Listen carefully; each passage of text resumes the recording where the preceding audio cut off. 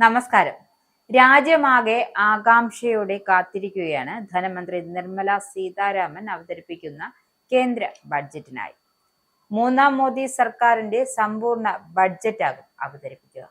തുടർച്ചയായി 9 ബഡ്ജറ്റ് അവതരിപ്പിക്കുന്ന ധനമന്ത്രി എന്ന റെക്കോർഡ് നിർമ്മല സീതാരാമൻ സ്വന്തമാവുകയാണ്. കേരളമടക്കം 5 സംസ്ഥാനങ്ങളിലെ തിരഞ്ഞെടുപ്പ് ലക്ഷ്യം വെച്ചുള്ള നിർദ്ദേശങ്ങൾ ബഡ്ജറ്റിൽ ഉണ്ടാകാനാണ് സാധ്യത. എന്തായാലും കഴിഞ്ഞ മാസങ്ങളിൽ സ്വർണ്ണവിലയിൽ തുടർച്ചയായി ഗണ്യമായ വർധനവുണ്ടായിരുന്നു. നിലവിൽ സ്വർണം 10 ഗ്രാമിന് 1,60,000 രൂപ കവിഞ്ഞു. വെള്ളിയുടെ വിലയിലും ചരിത്രത്തിലെ ഏറ്റവും ഉയർന്ന നിലയിലെത്തി. അതിന്റെ ഫലമായി സാധാരണക്കാരന്, അതായത് സാധാരണ പൗരന് സ്വർണം വാങ്ങുന്നത് താങ്ങാവുന്നതിനും അപ്പുറമായി മാറിയിരിക്കുകയാണ്. വിവാഹങ്ങൾ, ഉത്സവങ്ങൾ അല്ലെങ്കിൽ നിക്ഷേപങ്ങൾക്കായി സ്വർണം വാങ്ങുന്ന ഉപഭോക്താക്കൾ വലിയ സാമ്പത്തിക തിരിച്ചടിയാണ് ഇത്തരക്കാർ നേരിടുന്നത്. അത്തരമൊരു സാഹചര്യത്തിലാണ് ഇന്നത്തെ കേന്ദ്ര സർക്കാരിന്റെ ബഡ്ജറ്റ് എത്തുന്നത്. സ്വർണ്ണവില സംബന്ധിച്ച് സർക്കാരിൽ നിന്നും ആശ്വാസകരമായ തീരുമാനമാണ് നിക്ഷേപകരും ഉപഭോക്താക്കളും പ്രതീക്ഷിക്കുന്നത്. അന്താരാഷ്ട്ര വിപണിയിൽ സ്വർണ്ണവില ഗണ്യമായി വർദ്ധിച്ചിട്ടുണ്ട്. നിലവിൽ ആഗോള വിപണിയിൽ സ്വർണത്തിന്റെ വില ഔൺസിന് $5,000 അതേസമയം വെള്ളി ഏകദേശം $100 വ്യാപാരം ചെയ്യുന്നുണ്ട്. ആഗോളതലത്തിലെ ഭൗമരാഷ്ട്രീയ സംഘർഷങ്ങൾ, യുദ്ധസമാനമായ സാഹചര്യങ്ങൾ, യുഎസിലെ പലിശ നിരക്ക് നയങ്ങൾ, ഇന്ത്യൻ രൂപയുടെ മൂല്യ തകർച്ച എന്നിവയാണ് ഈ വില വർധനവിന് പ്രധാന കാരണമെന്ന് വിദഗ്ധർ വിലയിരുത്തുന്നത്.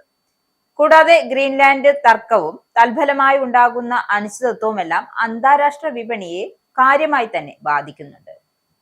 സുരക്ഷിത നിക്ഷേപം എന്ന നിലയിൽ സ്വർണത്തോടുള്ള വർദ്ധിച്ചു വരുന്ന ആകർഷണം വിലക്കയറ്റത്തിന് ഒരു കാരണമാവുന്നുണ്ട്.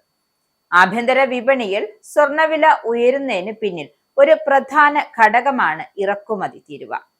നിലവിൽ സ്വർണത്തിന് വലിയ അളവിൽ ഇറക്കുമതി തീരുവ ചുമത്തുന്നുണ്ട്.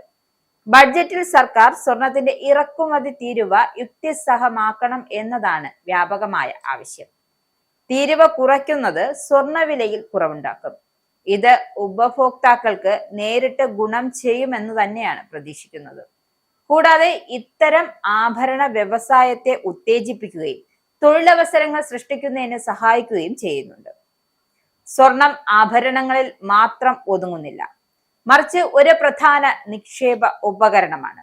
അതിനാൽ സോവറിൻ ഗോൾഡ് പദ്ധതി പുനരാരംഭിക്കണം എന്നാണ് ആവശ്യം.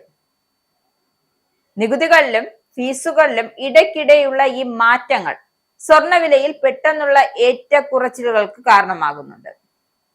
ഭൗതിക സ്വർണം വാങ്ങാതെ തന്നെ നിക്ഷേപിക്കാനുള്ള ഒരു ഓപ്ഷൻ സോവറിൻ ഗോൾഡ് ബോണ്ട് പദ്ധതി ആളുകൾക്ക് നൽകുന്നുണ്ട്. ഈ പദ്ധതി 2.5% വാർഷിക പലിശയും നികുതി ആനുകൂല്യങ്ങളും വാഗ്ദാനങ്ങളും ചെയ്യുന്നുണ്ട്.